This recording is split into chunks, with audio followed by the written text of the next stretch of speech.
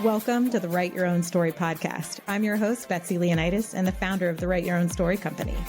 Girl, I can tell you right now, you are definitely enough. Here we value service, sisterhood, connection, laughter, and that super genuine, keep it real, tell you like it is honesty. My hope is at the end of each episode, you realize you can do whatever it is you dream about and that you are not alone with what you struggle with. I'm hoping that you are snapping and clapping and hell yes in your way through each one of these episodes. So if this tracks with you, let's get started. I'm so glad you're here. Welcome back to the latest episode of the Write Your Own Story podcast. I am so excited to be here today with founder and CEO of Easton West Skincare and Beauty Line, Kaytlin Schneider. Kaytlin, thank you so much for being here. Thank you so much for having me. I'm so excited to chat today. I love the pre-show because I can't help but get started on tangents, but we have covered important topics like biochemistry, Gossip Girl, New York City living. Though I'm like, this is going to be such a fun interview. It's really like the main right. Food groups there. Yes, we've covered it. We're healthy now. So Kaytlin comes from a really cool background, which we will absolutely get into. But what we wanted to talk about today, or at least talk to today, is the woman who has an idea that she just can't shake. We both have certainly been there before, where you feel that pull to begin and you haven't really been brave enough to take the leap, or maybe you've taken the leap and you're still not feeling completely settled. First of all, if either of those resonate with you, you are certainly not alone. I think entrepreneurship is kind of getting comfortable with the uncomfortable, but today we're going to break that apart. And just so that we can remember that everyone out there is building something really meaningful. And most importantly, it is not required to have it all figured out to be in the building process. So we're here to root for you and be honest about what it is like to be an entrepreneur, and also learn about all things skincare. So Kaytlin, thank you. Amazing. All of those things sound familiar to me, so I'm excited to unpack it. Absolutely. Literally. Yes. I mean, these are the things, no matter how far we are in our journey, that we deal with every day. Okay. So first of all, can we just start with your background? Because again, you have a very interesting background that then led you to starting your own skincare line. Can you just walk us through that? Absolutely. So my background is a little bit non-traditional, non-linear in the skincare world. I actually am traditionally trained as an engineer. I studied biological engineering. And that really always came from this passion for, the classic engineering story. Love taking things apart, seeing how they work, really getting to the root cause. We'll come back in a minute. Mm-hmm. But more than that, putting them back together in a way that's maybe even better than you originally found it. But I also equally always had a passion for, design and beauty. And we hinted at Gossip Girl earlier, like that love of collectible, beautiful things. But in the engineering world, I really had a chance to study not only things like skin, biological processes, but how do those things work on like a mechanical level. And when I started my career in the sort of traditional engineering route, I always loved that really technical side of things, the cutting edge, the breaking things apart. But I found that I was really, on a personal level, like missing that design, that enthusiasm, that like beautiful element that's so critical in the things that we use every day. I'm so dying on this hill of, aesthetics and beauty are a critical functional element, especially of the products that we use every single day. So I worked as an engineer for many years. I wanted to find a way to bring these different elements together, and actually found that they fit a lot more naturally than you might think. Lots of scientists, chemists, engineers will describe their work as very creative, experimental, right? As very artistic. Conversely, a lot of people in design will talk about how structured their work is. It's not, I woke up and painted a masterpiece. It's very technical and very studied. And so maybe these two topics are not so diametrically opposed as we might think. Skincare is something I've always loved because it actually is a perfect balance of those two things. It's highly technical. You have a clear functionality you're trying to achieve, but it also looks really beautiful and it's collectible and you use them every day, right? Totally. So taking my technical knowledge as an engineer and bringing it into this personal care space, into the things we use every day. I think that's so incredible. And I can just imagine you sort of heads down in the technical space. And like all entrepreneurs, getting that quiet whisper of like, well, this is interesting, but I can't stop thinking about this. And wouldn't it be cool? Like, so often we start businesses to solve problems for things that we've experienced to help the people behind us, or whether it just be a passion point or a need that we see. But what was the moment for you? And I know it's not a moment because I feel like these quiet whispers have to kind of build to the point where we're ready to leap. But like, what was that transition like for you to be like, okay, I have this idea to, oh my gosh, I'm actually going to leap? Yeah, it's such an interesting question. There's little moments, but there's also kind of, for me, it was one big one where I was in my career. I had been, you study this in college and you finally get the job and you land there and you're in your everyday and you feel like you're supposed to have this like deep satisfaction of I made it here, I've landed, we're done. And I just wasn't feeling that, right? Yeah, I was like, totally. oh my gosh, I'm only X years into my career and now I'm going to do this for 60 years. I'm like, this cannot be all that there is. Yeah. And so I was lucky that I had this realization sort of younger in my career. So I kind of woke up and I was like, nobody's going to hand an opportunity to you. You're the only one who knows what you want. If you don't go after it, it's not going to happen. The default is you keep doing what you're doing now. You might as well leap. And that's something that I've felt really passionately about ever since is, sometimes there's a lot of external forces that guide our lives, and that's always going to be true. Yeah. But realizing that we're the only ones who know and we're the only ones who can have that influencing guidance towards what you really want to do is really important to remember. And that if you're not the one driving that, it's not gonna happen organically per se. Without a doubt. I love that insight that, we talk about this a lot with like the concept of happiness or just the broad concepts of like, no one's coming to save you. And that sounds sad, but it's actually very empowering to be like, well, actually, I get to write my own story. I get to write my own rules. I get to write my own chapters, to be like, what I want and desire doesn't exist.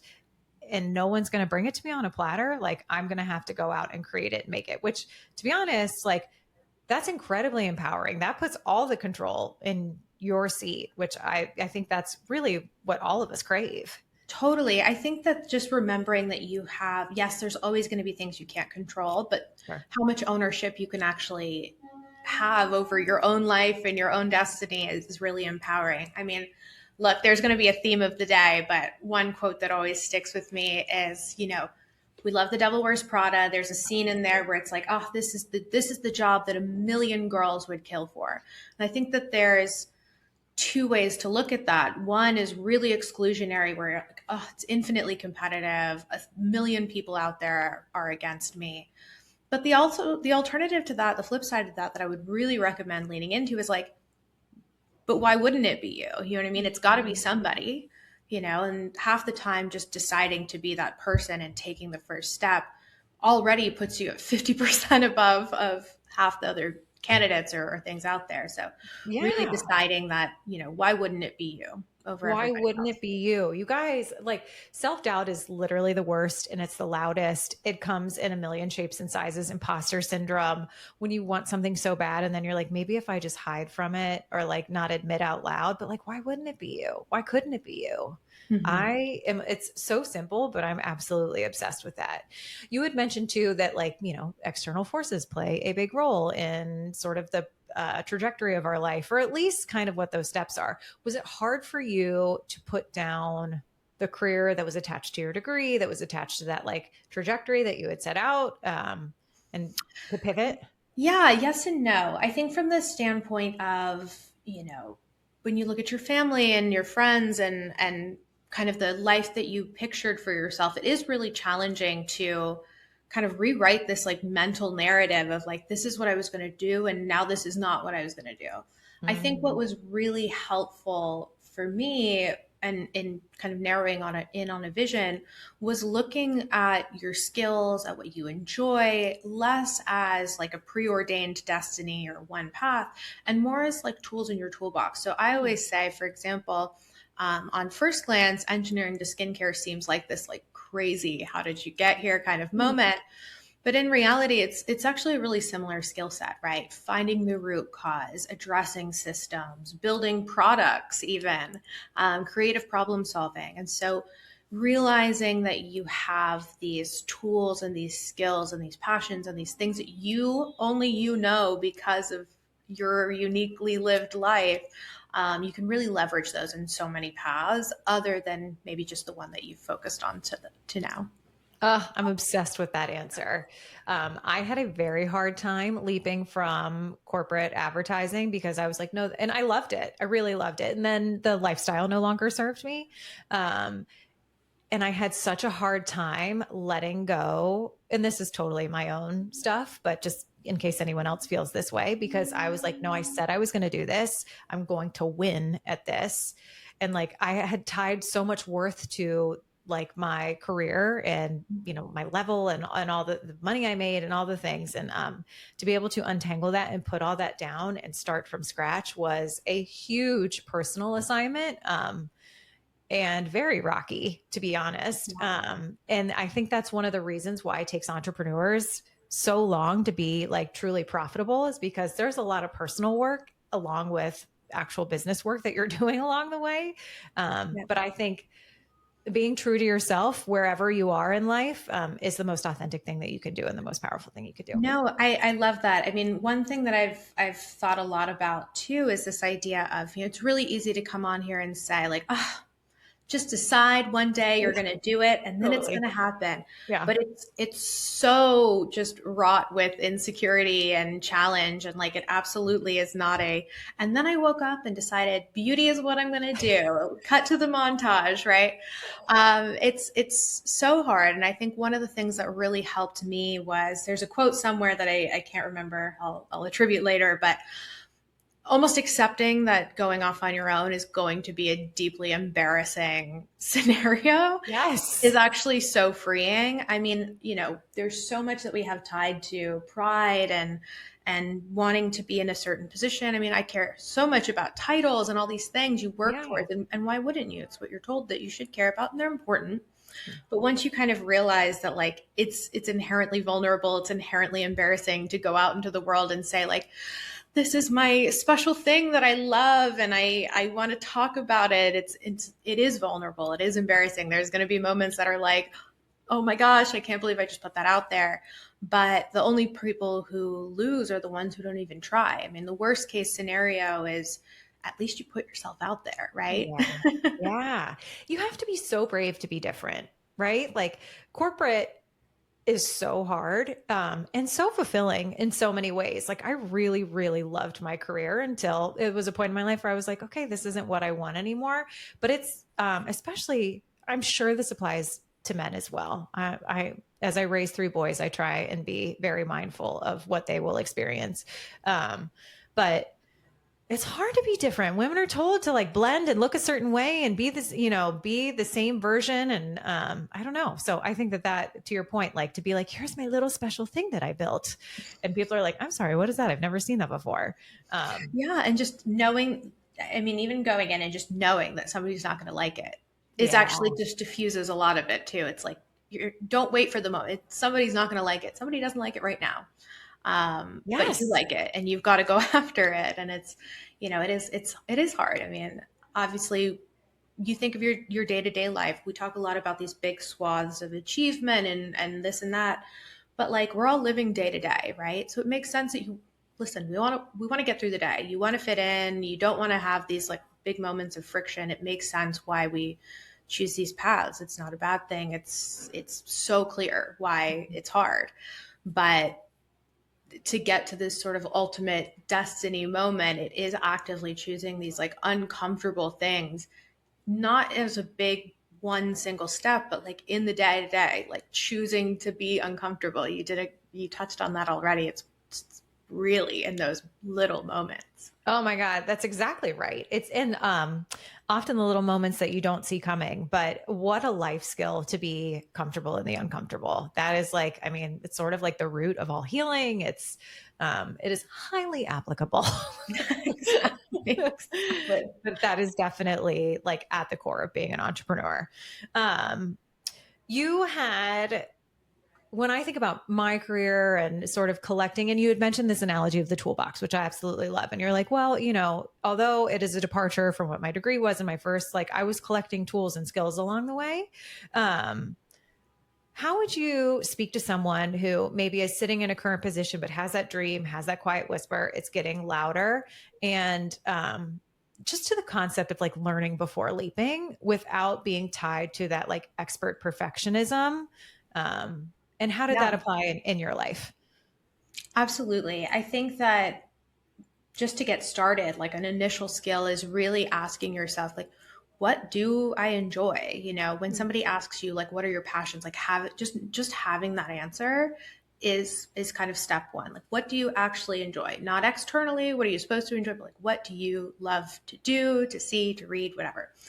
And then from there, it actually carves a much simpler path towards how do I learn more about this? I mean, we're fortunate enough to be in a world now where there's wonderful podcasts out. There's amazing things to read, even if you're scrolling on TikTok, which I am so guilty of, right? Same, If same, you same, even, same. yeah, if you even have those like key words to say, I love skincare, I love email, I love, whatever it is, you'll find that just little bits of learning can actually find you day to day. Hmm. But in a more active way, I would say there's probably something in your job that you're doing now, your job, your personal life, whether it's communication skills, getting good at talking to people, having conversations about whatever is people will surprise you with the things that they know or have opinions on, or what they don't know that you maybe can fill in. Um, Even doing classes. I mean, I've signed up for local classes. Oh yeah. After hours is really great. I mean, Mhm. talk about getting the confidence to do something in like a low impact scenario, like going back to being a student again, where you're not accepting that you're not supposed to know. I think that that's a big challenge too. As you, once you're in it, you can kind of beat yourself up over like, why am I not an expert at this? Why don't I know these things? Like, we're all doing it for the first time. Like putting Yeah. yourself in that low impact space is really great. And taking, there's little jumps that you can always take, right? Like finding a mentor, just talking to people. I mean, I've found LinkedIn, Instagram, people love chit chatting about the things that they're passionate about. So find Yeah. other people who love doing what you love to do. There's lots of little steps you can take to make it feel a lot less like you're going from, here I am today, and then tomorrow I will reach my ultimate destiny, right? I know. Wouldn't that be nice if that's how it was? Exactly. I love this concept of like taking a step back and almost taking stock or inventory of all the things that you do in your life currently that are skills that you're going to need for what you want to do. And like, I'm a big list maker, journaler. So like, I gratitude is a big thing, but sometimes, you kind of get in this mindset where you're like, I suck at all the things. I suck at keeping my house in order. I suck at getting the kids places on time and remembering to fill out the 99,000 forms and like, my business and whatever. But if you take the moment to stop and reflect and like write down things that you're proud of each day, you're like, wait a minute, I'm actually pretty good at this. And I think the same, to your point, holds true of take inventory of what skills you already have. Yeah. And to your point, if you have some gaps, go fill it. Like there are so many creative ways that you can do that. Reach out, find a mentor, find a coach, go to a class, and be Totally. insatiably curious and read online. Talk to ChatGPT. Talk to She's ChatGPT. she's got a Absolutely. lot to say, and my favorite thing about her is that she validates my feelings. Oh my gosh, my chat GPT is so well trained. So I love when Oh, she starts every answer with, I love that idea. You're really onto something. I'm like, no, you're onto something. You tell me.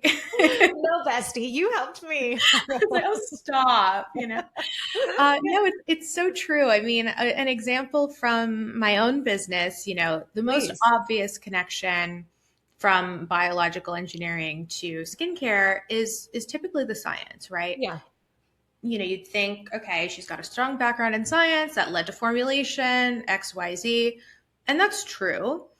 But in designing my own line, I actually found the most meaningful, helpful thing was my conversations that I've had with people. If you look at Mm. skincare, right, there's such a focus on ingredients. We focus on ingredients too. By no means am I implying that they're not important. But Sure. if you actually like have conversations, you probably have these conversations now day to day.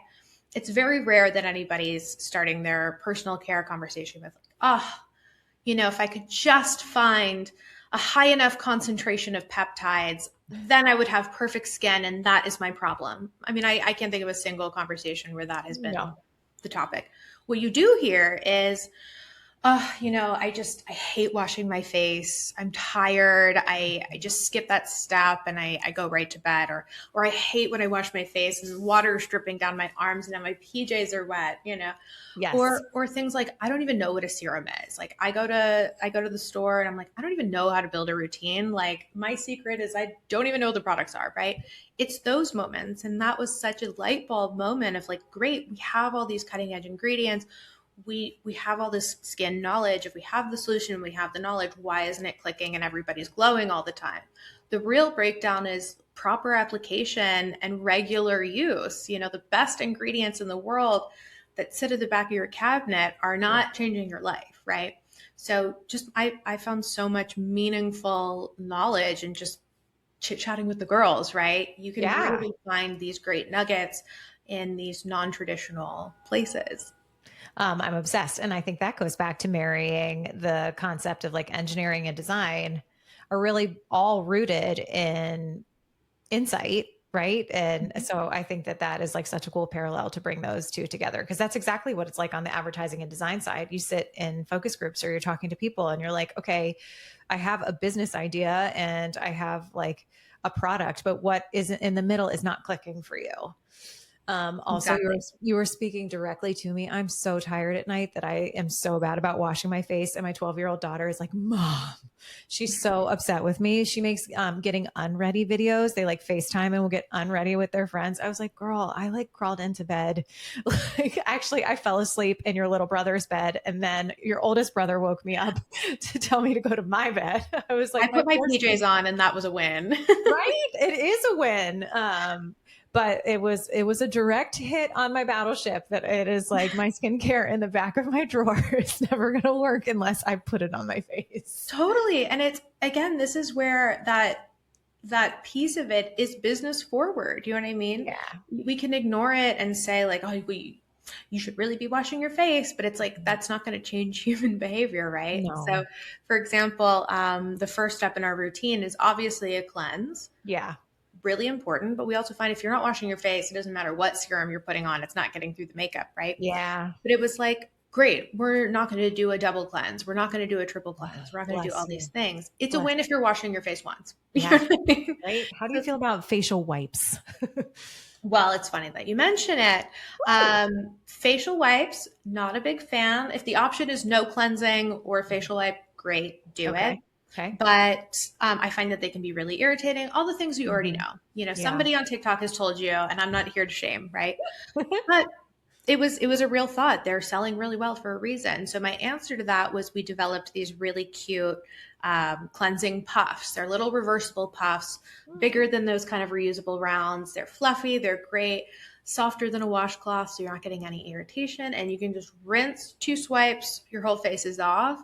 No dripping, no splashing, no drenching your whole bathroom. Just like one machine washable, easy little tool that makes the difference between you washing and not washing, Yes. I need puffs. We need puffs. I need puffs. Oh my God. That just like sounds lovely. Like, I'm just going to use my puff tonight. Like that I can get on board with. Okay. I see you puffs. I'm here for it. Also, I know that those will not last long in my drawer before they are stolen again by said 12-year-old. But I love how intentional you are. And then also, again, sort of continuing the toolbox analogy to then go back to your science background and your engineering background to be like, okay, now let me solve the root problem of what the insight is from the consumer. I want to talk to you a little bit about, we talk a lot on this show, whether it be life or business related around the messy middle. I am a long-term research study of, I think all of life is the messy middle, but I will let you know what we find. But especially in business, right? We kick it off, we launch, sometimes we have investors or we've made a nest egg. We're feeling so great. Like this is the design and the upfront process is so fun and so exciting. And then you get to the messy middle where you have to launch. And now, like we used to be able to like make commercials about our products that were had nothing to do with us. You could take away the personal element, but now we go on social, and thank goodness it's organic and it's free for the most part. And have to put ourselves out there. But like, what does the messy middle look and feel like to you? And what do you say to people who are in the messy middle, who are like frustrated and overwhelmed and stuck? Oh my gosh. I wish that my answer could be, oh, you just push through it and then you finally emerge. I'm like, no, I'm right there with you. Yes, same.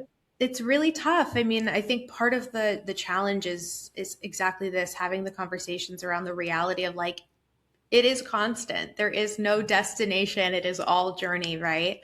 But within keeping in mind that within that journey, there are these like pinnacle moments. I mean, hopefully we've all had those days where you show up to work and you're like, ah, we are just killing it. This is it. This is the life I am meant to live. Yep. And then the next day, everything goes wrong. And you're like, what have I done? I've made a horrible mistake. Why didn't I just take the easy route and go home and shut my brain off? And like, it's okay. I have those thoughts all the time. I'm sure we all do. Absolutely. You're not alone. That's why this idea of like the day to day is so important to me, whether it's in product design or the realities of entrepreneurship. It's so often summarized into this big sweeping vision of what our lives should be or our business should be. But we live these things every single day. And sometimes that's hard. I mean, we've got more responsibilities, whether it's families, kids. I mean, whether it's literally just, I need to cook dinner tonight, right? Absolutely. Like there's so much you have to worry about, let alone what's going on in the news at any given moment. I mean, oh my God, I know. Of course you're stressed. Of course it's really hard. But again, I think identification of like what your true passions are is so key, and is really that core work that you can always land on. Is like, if you know that you love this thing, there's always something to go back to. There's always a route. Yeah. Versus if you never do that initial thing and you're like, yeah, I'm doing it, it's fine, it's whatever. It's hard to like regroup on this central, why am I here? It's like, you've got to pick your vision and really identify, like, what are you here to do?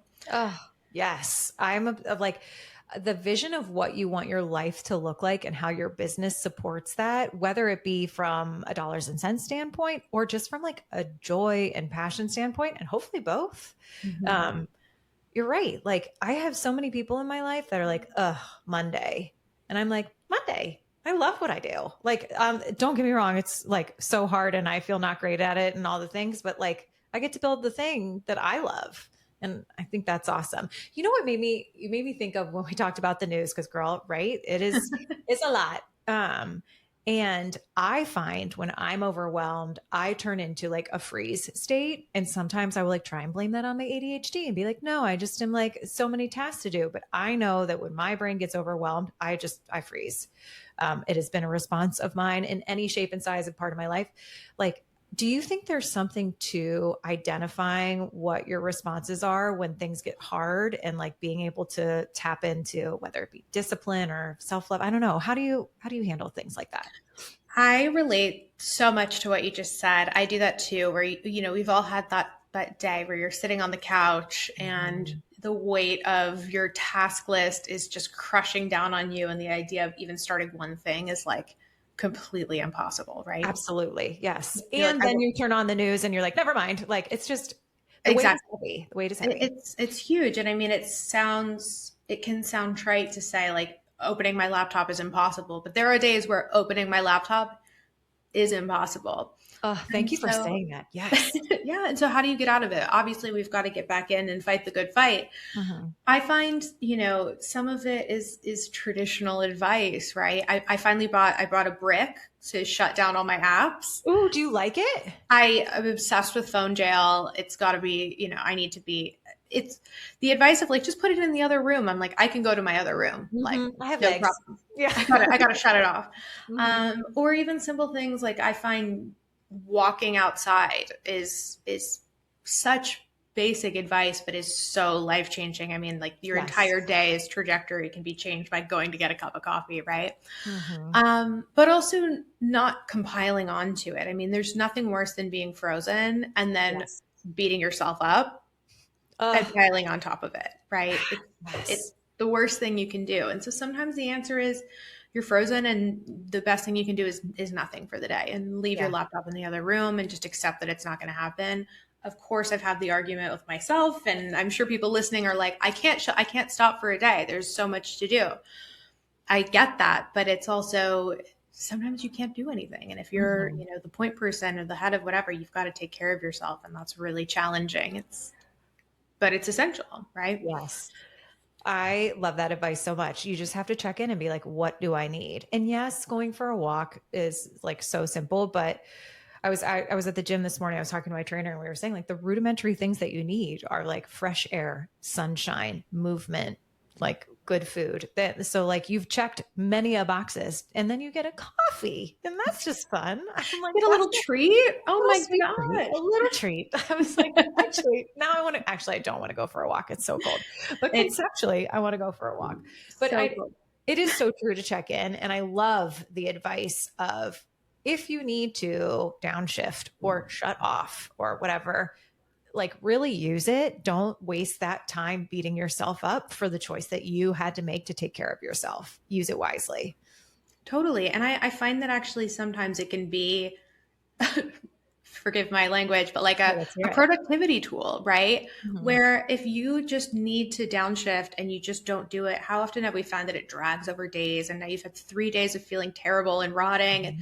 And the reality is you probably needed an afternoon off, right? Yeah. And so it actually can be a productivity thing to really like listen to your body. And again, nobody likes to hear that the simple things are the great things, but the last thing you need when you're overwhelmed is like a really challenging solution to your problems, right? Yeah, absolutely. Go back to the basics. Oh, I love this so much. And I had a moment yesterday where I was like, I need a break. And I watched like one of my favorite comfort movies, and I made sure to put my phone down because I was like, you're not resting if you're all the screenings. And I was like, do not beat yourself up for this. I didn't even realize I was doing that until we had this conversation. So that was so enlightening. Thank you for that. I'm obsessed.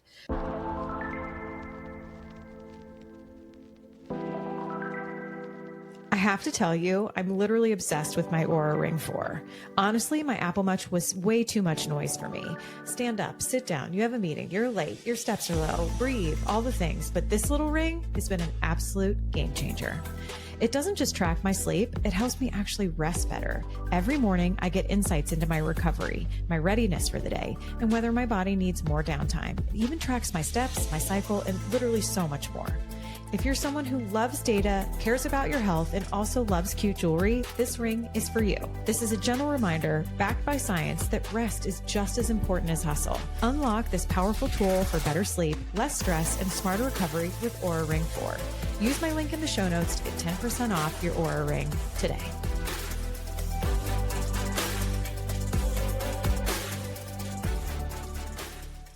Okay, so you had mentioned like one of the things that's so hard about being an entrepreneur is that you're of all the things the doer. Do you ever have a hard time being like, I am the founder and CEO of this business versus like, oh, here's the thing I started, like kind of giving yourself the gravitas for the work that you're doing? I think it's kind of tricky sometimes. I love this question. I mean, I'll be honest, even hearing you say like, founder of this company, I'm like, oh, but so many people were involved and it wasn't just me. It's such a weird, mm-hmm. but true problem. And so even hearing that question just makes me smile because I'm like, oh, you see me. I do. No, it's such a big challenge to own what you're doing. And I think it's on twofold. It's like, most intimately what it took to get here. And hopefully you're like me, where you have people who are supportive and you don't want to take credit away from all of the many people who are involved in what you do day to day.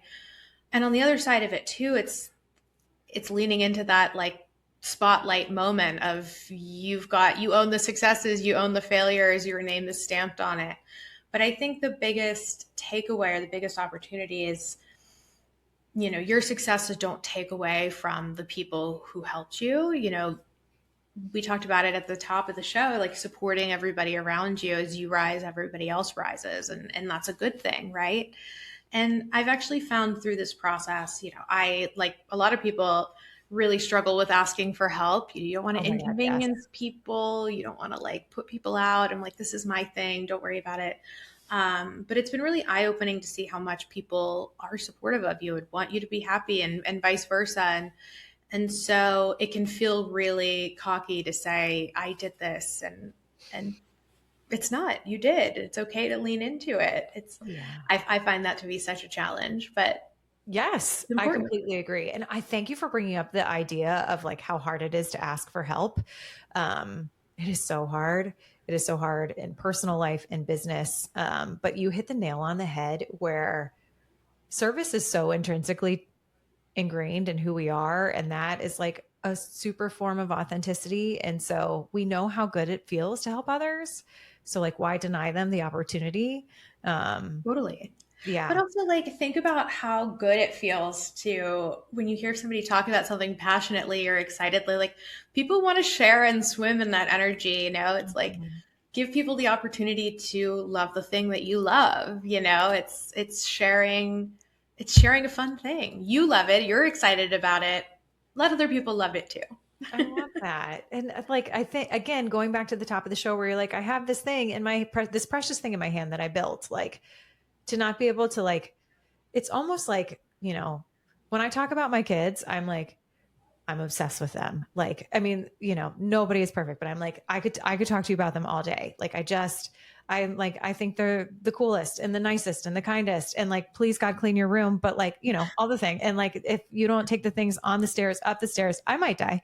But like, I'm obsessed with them. Like, why wouldn't I talk about my business that I also built, like, and love and have poured love and energy and time into? Why wouldn't I talk about that too? And Mhm. share that love with other people. And I don't know about you, but, and I think this is the point you were getting at, is that like you love hearing about other people's passions as well. Totally. There's nothing better. I mean, think about when you like listen to a lecture or a podcast, right? Mhm. There's a podcast where it can be like, and now I will tell you about the thing versus, Mhm. oh my gosh, like let's talk about genetics, let's talk about science, let's talk about health. And it's like you can just feel the energy and like Yes. these everything that people feel passionate about, I think inherently has importance, and thus it's actually your responsibility to share passionately on these things that people should know. Take ownership of the fact that you're an expert in what you're doing just via the nature of the fact that you love it and put time into learning about it and thinking about it and studying it. And it's really become sort of your duty, if people are open to it, to share that thing and your knowledge.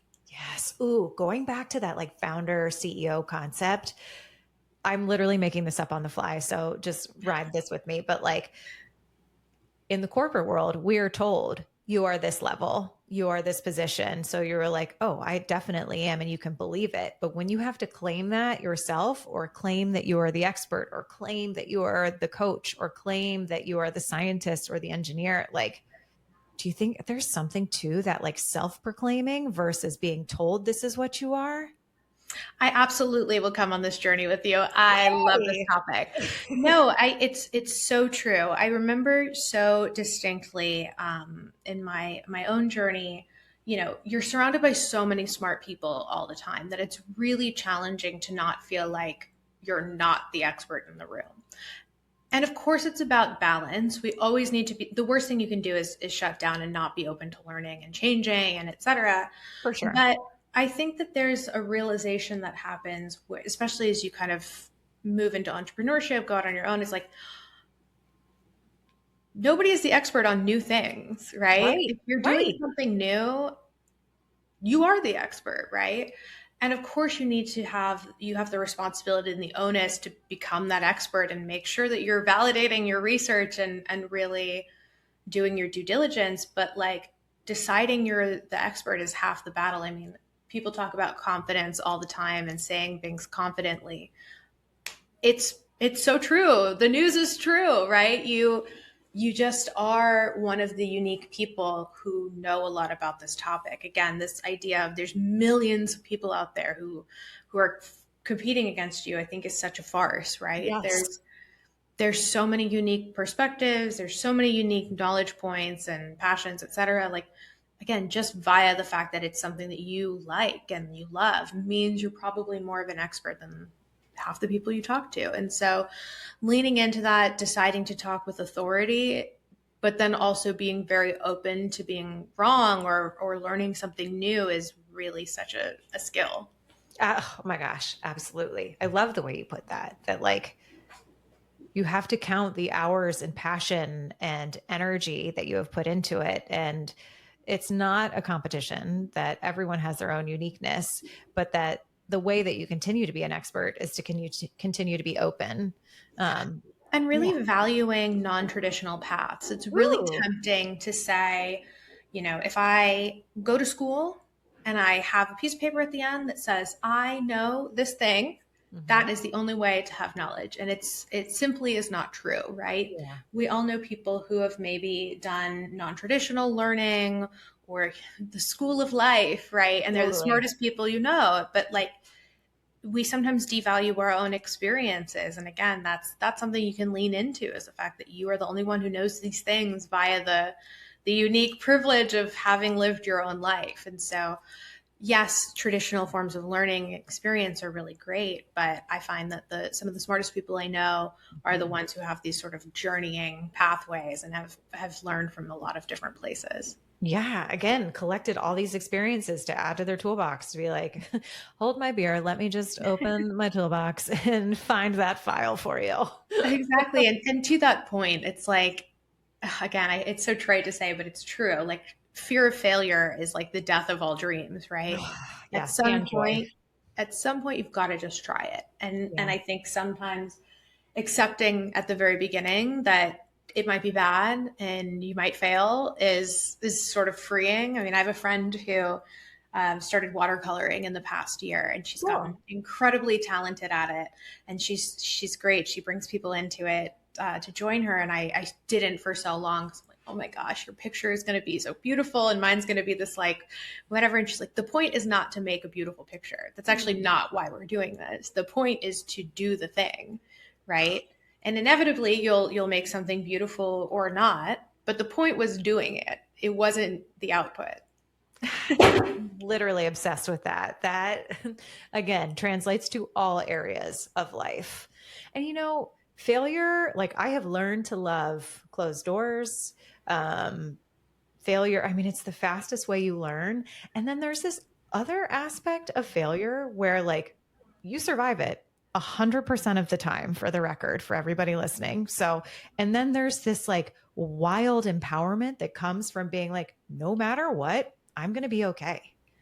Yeah. So like, sure, I'll try the thing. I'll go on the ride. I'll do the journey. Oh, that's really cool. I love your friend who's watercoloring and being like, don't worry about the outcome. It's all about the journey. Oh, she is getting so good. She'll listen to this and roll her eyes, but she is getting so good too. I'm like, oh gosh, teach me your ways. Teach me your ways. And I wonder if it is because, let's get woo woo, but I wonder if it is because she really isn't about the outcome. She really is about enjoying the process.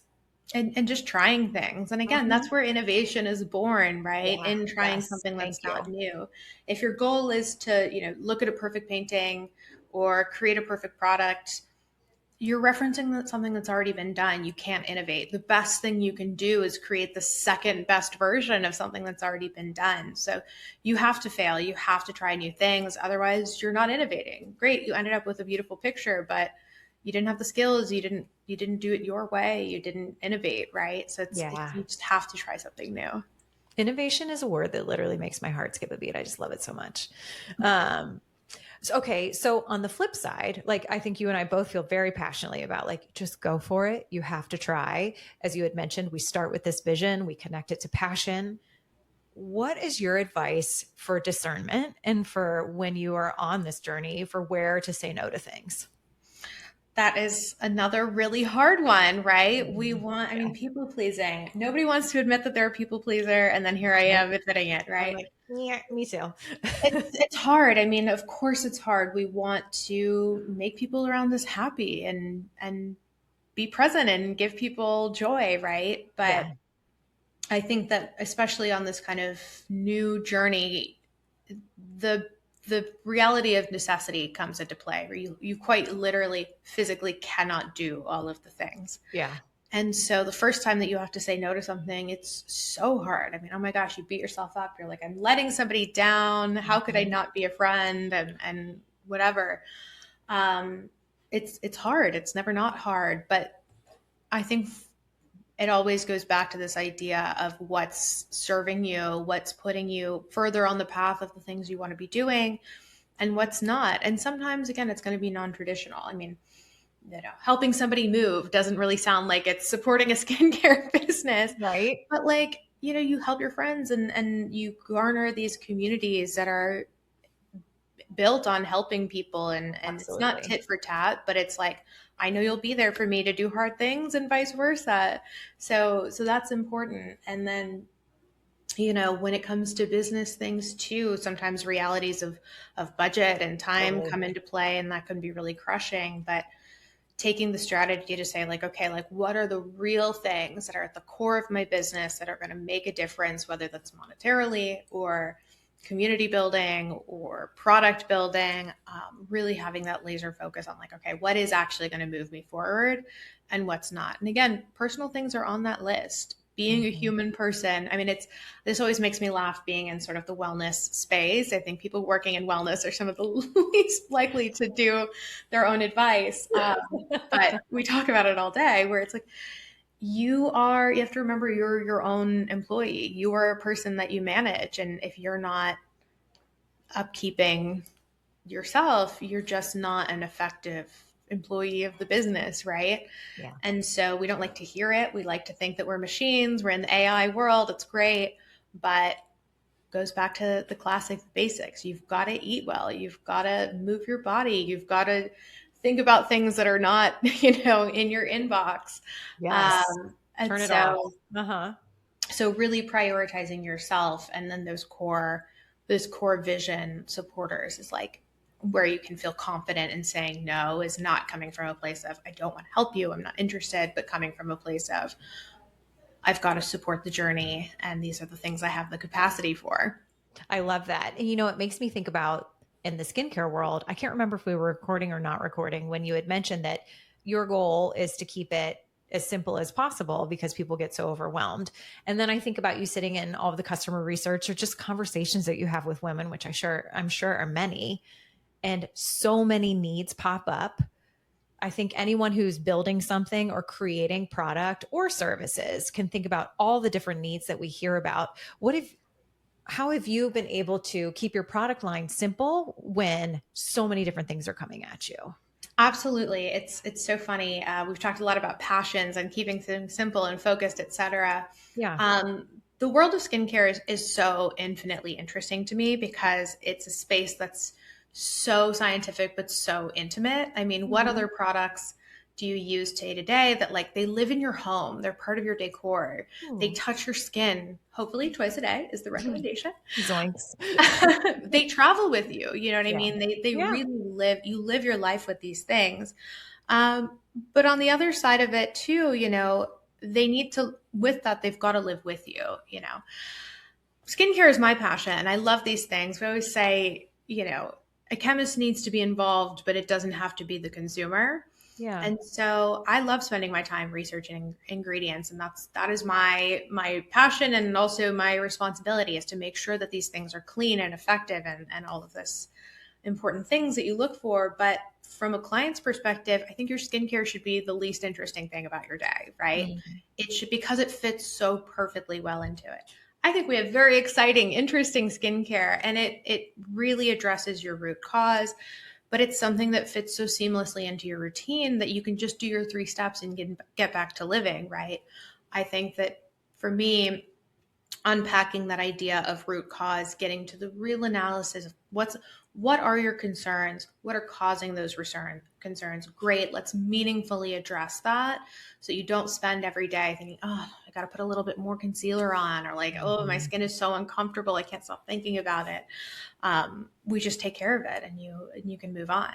The science is here. We've done the clinical testing, so you can feel confident in it and not have to put that unnecessary pressure on research and exploring and all of that Yeah. extra labor, right? Absolutely. And I think, as a customer or consumer, like that is what we're looking for, especially I don't know if I would really have to reflect if this mattered to me as much as when I was younger, but I am looking so deeply for things to take things off my list. I would like to wear less hats and be different, do like not as many roles and simplify. And so I think the idea of my skincare being the least interesting part of my day so that I could just go back to living or dive right in my bed under my heated blanket and go right to sleep. Like I love that positioning. And that stewardship that you've had in building this. I really appreciate that both as a consumer and as a founder. No, I appreciate that. And it has been so fun. I can tell you all about it. But that was the research that we had to do is Yeah. ingredients and who actually are our clients, not as like a spreadsheet of demographic information, but like what are they doing? What do they like? Mm-hmm. What do their homes look like? What's Yeah. your design style? And so, again, I started the research and I'm like, okay, great. We have all these solutions out there. There really are like amazing, incredible skincare ingredients, right? We also know a lot about skin as an organ. We can really identify what the process, like the biological processes are inside of us. It's like if we have the solution and we know what the problem is, why is everybody not walking around just sunbeams glowing out of your skin, right? And that's where that human piece comes into play. And so the light bulb for me was, the right question is not, what are your skincare concerns? I know people are worried about wrinkles. I know people have dry skin. Listen, I got Yeah. Google. I am all over it. I think like day to day, the real concerns are like, my skin is really dry, but I hate a moisturizer that's just sitting on top. It pills off with my makeup. I'm thinking about the fact that my skin feels heavy all day long. Mm. I want to wash my face, but I hate doing it. And I go to bed Mhm. and I'm having to wash my pillowcases because my makeup is all over it, right? Really working people and meeting them where they're at is so key. And so the light bulb moment for me from a science perspective was this idea of root cause. We know wrinkles are a problem. Not do you have wrinkles? Do you have redness? Why do you have wrinkles? What is causing redness? What is causing this dehydration? So that light bulb moment was this idea of chronic inflammation, which I'm very happy to chat all about, but it's Oh my really God. the root of all of your challenges. Great, we have root cause here. And then on the personal like usage case side, the root cause is not I can't find ingredients. The root cause is I don't enjoy using my products. I don't know how to use my products. Great. Let's make something that's streamlined and easy to use that fits perfectly into your day that you're happy to leave out on your counter. And that's where this philosophy coined duality by design is really important to me. It's not enough to be scientific. It's not enough to be pretty. Yeah. You really got to do both things to serve, the client that you're here to serve. I'm obsessed. Should we do a quick inflammation tangent? Because Oh, I'd love I to. I'm all in. Science corner. Yes. Okay. Yay. So as I said, the question became, there's a million articles out there, wrinkles, redness, especially as we age. Menopause is not a skin condition. It affects your skin, right? And we can research these things. They're well documented. So what becomes the root cause? Without such a lightning bolt moment, it's always the same thing. If you look sort of on the short term, what are the obvious things that have to do with inflammation? We think of puffiness, redness, irritation. We draw those lines. Great. Chronic inflammation, though, is this challenge of it's happening every single day. It makes sense with their lifestyles. It's everything processed food, the blue light from your screen attacking you, the stress of your day, the lack of sleep, it's all these things. It's nothing you're doing wrong. It's part of the day to day. Yeah. But an anti-inflammatory process is a cellular process. It's something that your skin does naturally, and it's not necessarily a bad thing. It's part of your immune system. But if you look at it over a prolonged period of time, if your skin cells are focused on an anti-inflammatory pathway, they are not focused on the metabolic pathway of nutrient exchange, barrier building, right? If your cells aren't focused on barrier support, you're going to lose water and you're going to be dehydrated. If you look Mm. even longer, if your cells are constantly focused on an anti-inflammatory pathway, they're not focused on things like collagen synthesis. Your own cells produce collagen. This is not an issue if you got to put more on top. Think about it like your own day. If you've got to answer emails in a day and you've got to come home and cook and you've got to, clean your house. Yeah, Well, if work is on fire that day, you're ordering DoorDash, you're not cooking, right? You can't totally. focus on it. You have the capability to do all of these things, but if one pathway is really exacerbated, it's not doing the other thing. So the key was address this inflammatory response over time. If you can soothe that, your cells can naturally go back to things like barrier repair, can go naturally back to collagen synthesis, collagen production, elastin production.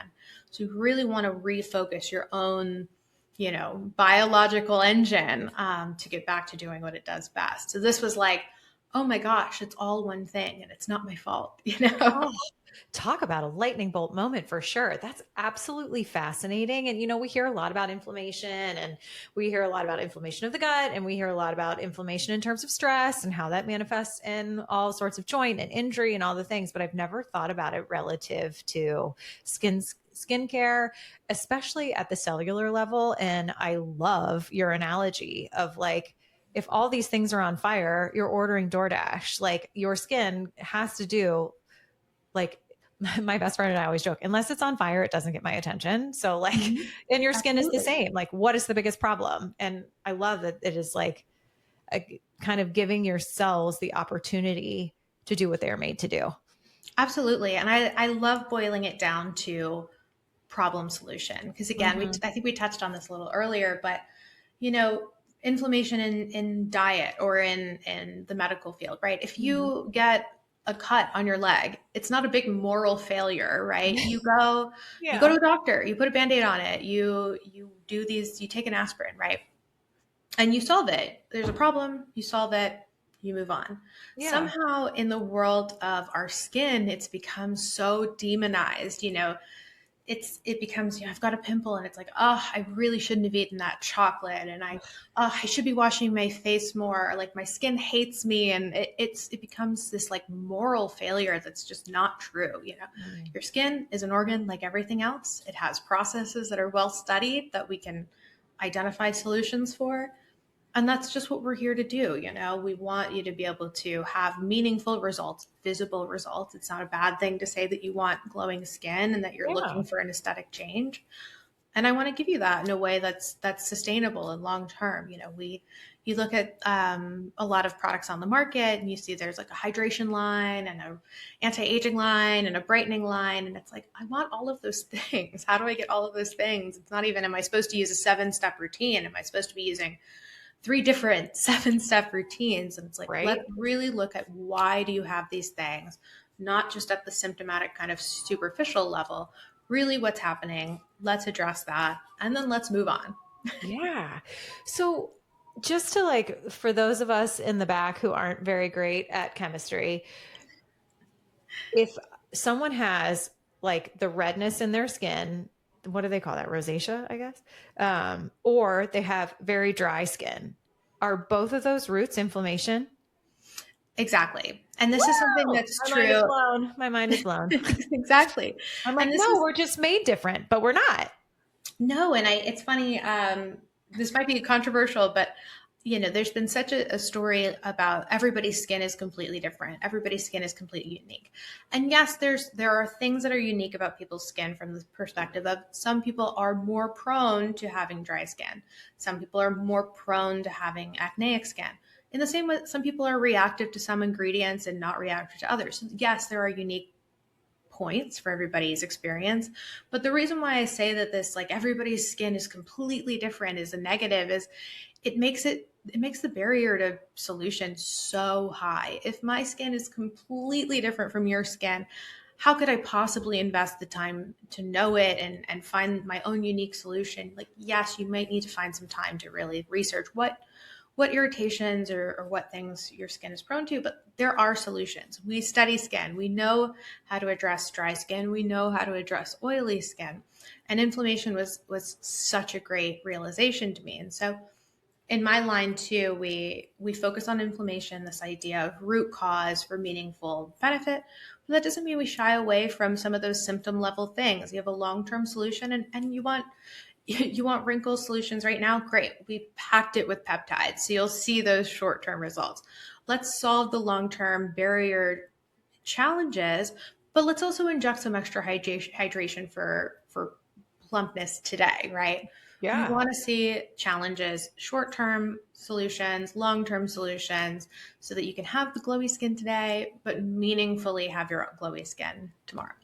Oh my God, I'm obsessed with this. I literally need I need one of everything. Um, okay. What excites you about the future of your company? What are you really looking forward to? Oh, absolutely. I'm frankly most excited to meet more and more people that are involved in, of course, my brand who have used our products, but people just in the skincare community. I mean, there's nothing better to me than hearing about people's experiences. I mean, it's such a classic thing to say, like, the best feeling, the days that make it worth it, where you're like, I'm doing the right thing. This is why the hard days are worth it, is when somebody finally tries the line and they come to you and they're like, oh my God, it's solved. This problem that Awesome. I've had for 50 years that I've never figured out. I have glowy skin. I gotten a compliment on my skin. I have this like skin that I've always wanted. It's so rewarding. And so to be able to continue hearing those stories and conversely continuing to listen and learn, we're talking Yeah. about facial skincare right now with our inaugural line, but body care, I know body care is a huge struggle for people. I mean, Oh yeah. standing cold outside the shower while you apply cold lotions is like Mhm. a real barrier to having, glowy skin. So continuing to meet people and immerse people in the world and really bring solutions that at some point might have felt completely impossible. Oh, I love that. Such like a purpose driven, really inspiring, like in the wellness space where so often wellness, this is probably unfair to say, so I caveat it, but like categorically can feel like it taps into your insecurities, and can capitalize on that and sort of leverage societal shoulds and conformities. But it's so nice and refreshing, and inspiring to hear how purpose driven you are, and how it seems like that is very core to your mission and your vision. Absolutely. I mean, look, of course, it's a business, it's Sure. e-com, it's all of those things. But the reality for both client and for business is new formulation, gimmicks, all of these things are expensive and Yeah. costly and don't create long-term relationships. I think the best thing for our clients and the best thing for my business is that you have one routine and you stick to it, right? Mm. If you use a new product, and I get it, there's fun things launching all the time. But if you're replacing things in your product and your routine all the time, your skin never has a chance to really see any benefits. And that's how you get in this perpetual loop of like, is it me? What's wrong? I'm spending so much Yes. money and it doesn't ever feel like it's paying off. So it's like, I want to teach you the rules, the rituals, the keys, and they're sometimes a lot simpler than you might think. And then let's go on that journey together. Let's do fun things. Let's talk about what you love. This is why the design element is so fun. I'm like, interior design is such a point of inspiration for our aesthetic. And of Cool. course, part of it is it's pretty and it's shiny and that's great. But again, Yeah. there's a functional element too. The products that can sit proudly on your bathroom counter are the ones that you're going to use every day compared to, I know, the holidays just went by.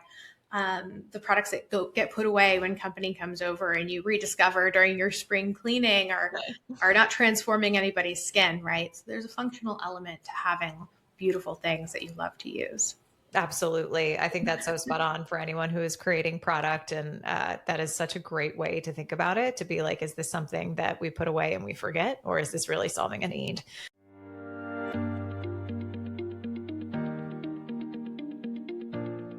Hey, fellow boss babe, if you're craving less time on social because it feels like you're constantly in your comments and DMs trying to respond back to your potential customers, I totally get it. When I had my e-commerce business, I felt like I checked Instagram every 5 minutes. But what if there was a smarter, easier way to connect with your audience? Good news, there is. Let me introduce you to ManyChat, my go-to tool for automating messages on Instagram, Facebook, and even text. With ManyChat, you can set up automated conversations in minutes. No tech headaches, no coding required. Trust me, if I can figure it out, so can you. It's perfect for handling links to your offers, growing your list, with DM keywords and even booking clients literally while you sleep. It's efficient, super user-friendly, and honestly, it's like having a virtual assistant built right into your DMs. And the best part? Because you're a friend of the Write Your Own Story podcast, you can try it totally free for your first month. Just use the link in the show notes. Is there anything better than to test something for your business for an entire month with no cost attached? It's my favorite. So if you're ready to save time, respond faster, and turn followers into clients, tap the link in the show notes and give ManyChat a try for free. First month's on me. Grab the offer today and go enjoy a much needed break from your phone. You deserve it.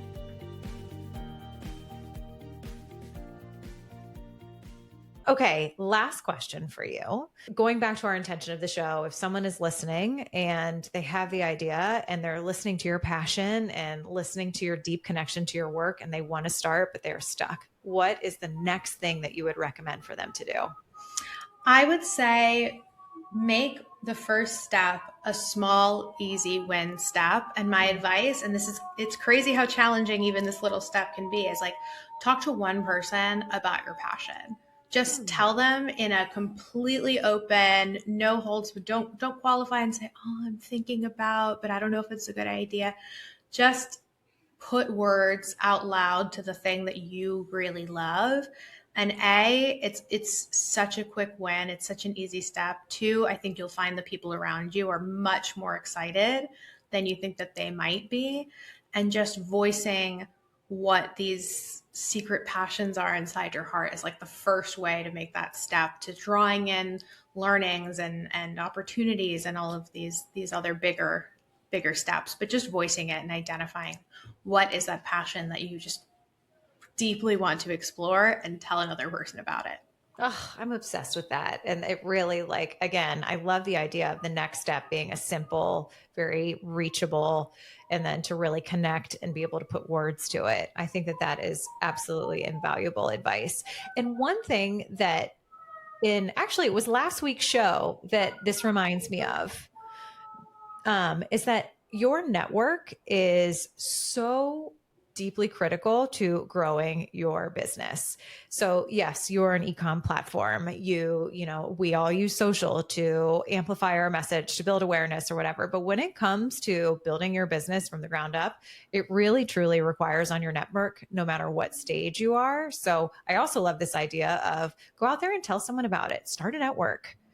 Because absolutely, it's human nature to be like, that is so cool. I love hearing your passion about it. I can't wait to tell somebody about it. Also, you'll inevitably come up with something you're like, I'm kind of stuck on this part. Someone will be like, well, I don't know anything about this, but this person does. And I would love to introduce you. And this is how it starts.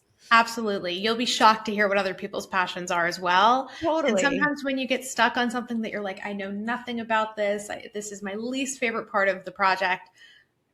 I promise you, it is somebody else's major passion that they're obsessed with. And then 2 birds, 1 stone, everybody wins. So just share your passions. It's the first step, and don't limit yourself by thinking it goes, step 1, identify passions. Step 2, major success, right?